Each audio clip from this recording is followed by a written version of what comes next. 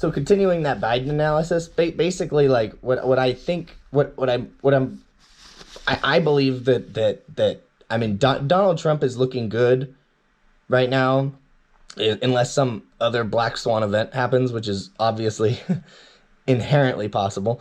but but the problem for Biden is that we're increasingly living in a country where it's becoming harder and harder to be the incumbent.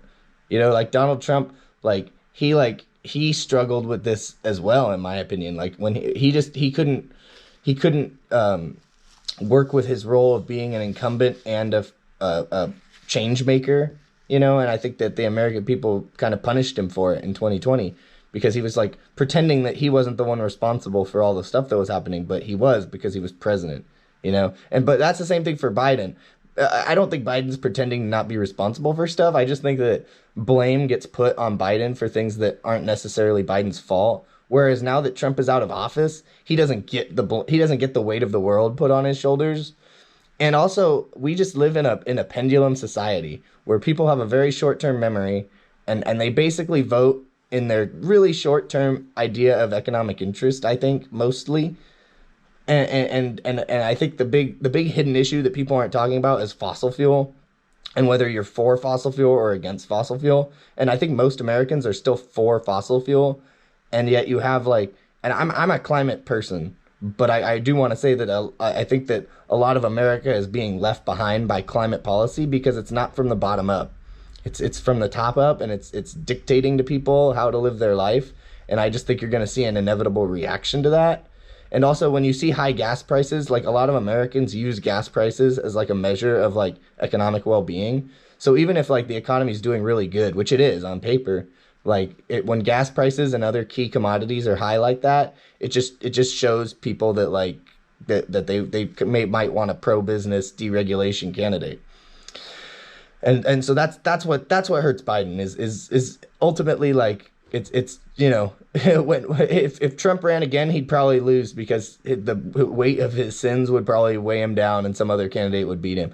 But it's just that pendulum, you know, like whoever's in power right now gets punished for all the things that have happened, which is different than the past, because I feel like in the past and even still, like incumbents have a much higher success rate of victory. But if you look at the past two elections, I mean, you know, Biden barely won, and if Trump wins this time, he'll barely win.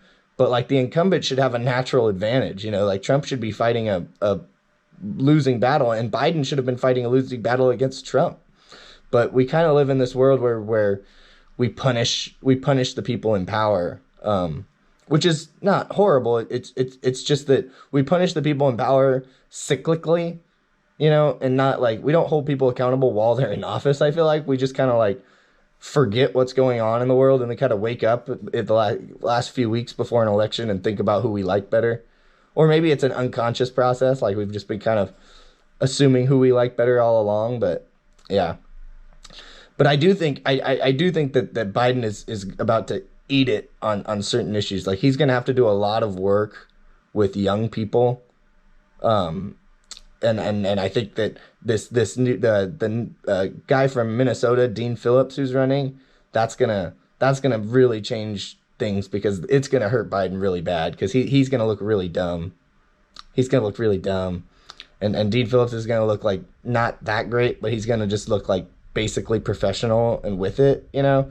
And it's just gonna make Biden look horrible. Because see, last time Biden was against the fucking orange monster, you know, like he was against like this fucking cretin, you know. So all the mistakes that got made by both men didn't get held accountable as they would in a normal debate between like sharper individuals.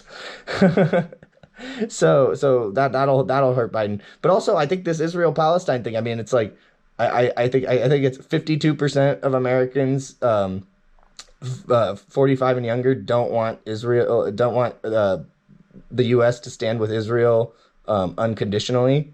That doesn't mean that they don't want support for Israel. It's just that they want Israel to be held accountable for its actions when it does bad. But honestly, I think that if you ask Americans, should the U.S. hold countries accountable that they give military aid to, I think most Americans would say yes, we should hold those countries accountable. But when you ask the question of should we hold Israel accountable for its actions, all of a sudden there's a large group of Americans who think otherwise. And I don't really understand that, because honestly, holding the countries accountable is good for those countries. I mean, like, for instance, Ukraine, like making sure that we help Ukraine in its battle against corruption is not a bad thing, right? I mean, if we didn't do that, Ukraine would be less effective at defending itself. And similarly, if we don't hold Israel accountable, then Israel gets spoiled. It stops doing the best deeds because it doesn't get held accountable by anyone. You know what I mean? Like that's the problem that we're facing right now, is that no one is willing to hold Israel to account, and so they're acting kind of like a spoiled child in a way. Where they think that they can do whatever they want whenever they want, and everybody has to kind of dance to their tune. And ultimately, right now, that seems to be the situation. It's interesting because last time that there was a war in Gaza, it seemed to be very different. Like, everyone was kind of holding Israel to higher account. But the difference is that, like, this Hamas attack on southern Israel was significant, and there was significant death and casualties. And I think that just changes the calculus for a lot of people. Also, like, for all the people who are questioning it, of course, people in the West view Palestinians and Arabs as less than themselves. I mean, if you don't understand that after 2 decades of Western policy in the Middle East post 9/11, then I don't really know what you're seeing. Whether that's right or wrong or not is different, but I think it's interesting how a lot of people keep trying to beat their heads against the wall. It's kind of like all the journalists who like try to investigate Trump's lying. Like, what a waste of time. Like, everyone knows that Trump is lying in everything he says, and people either care or they don't care. But like, no one, it's not a revelation when you like, they bring up these stories where like Donald Trump like rips on some disabled kid in the White House, and you're like, you're surprised by this? Like, this is like, and the journalist who made it thinks they're so like awesome. They're like, yeah, see, like this is so good. Like, people are gonna see the real Donald Trump. Like, people have seen the real Donald Trump from day one. Like, are you kidding? Like, either you like that visceral aggressiveness or you're totally turned off by it. Either you like that blood hatred kind of attitude or you don't. And if you don't, you can't understand like the people who do.